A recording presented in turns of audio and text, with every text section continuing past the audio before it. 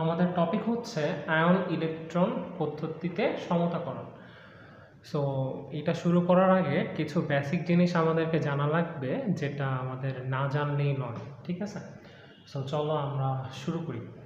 So ফার্স্টে যেটা আমাকে জানা লাগবে যে জারণ, ঠিক আছে? যেভাবে বলবো সেভাবে মনে রাখবা।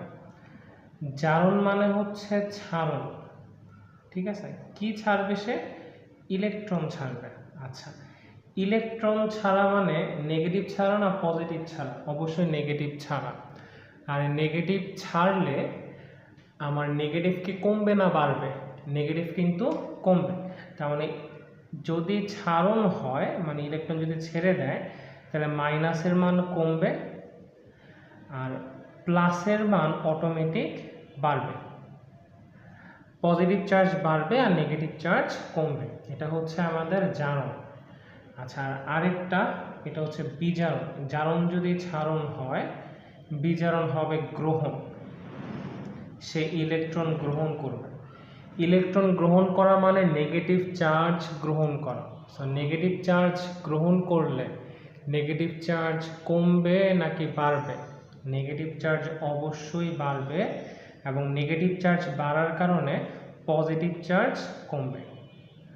আচ্ছা, এই দুইটা লাইন আমরা আগে মনে রাখবো, হ্যাঁ, খাতায় লিখে ফেলো। আর এরপরে আমার কিছু চার্জ মুখস্থ করতে হবে। যেমন গ্রুপ এ কে যারা আছে,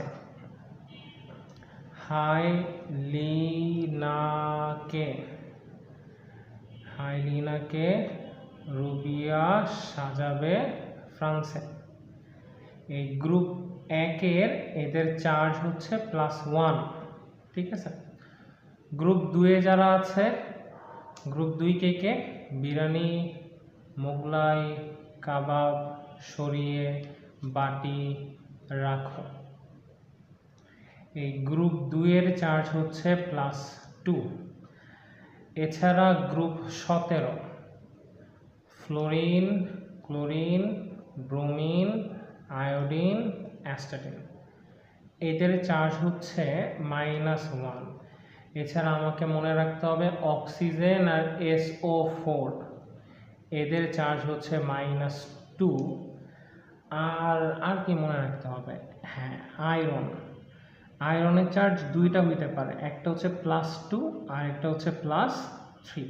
সো তুমি যদি ইলেকট্রন আয়ন পদ্ধতিতে সমতাকরণ পারতে চাও, তাহলে তোমাকে এই পেজে যা যা আমি লিখে দিছি এটা তোমাকে আগে মুখস্থ রাখতে হবে, ঠোঁটের আগায় থাকতে হবে, ঠিক আছে? এই পেজ যদি মুখস্থ না থাকে, সামনে যাওয়াটাই বৃথা। তো আগে এই পেজ মুখস্থ করো, তারপরে পরবর্তী বিক্রিয়াগুলো দেখো।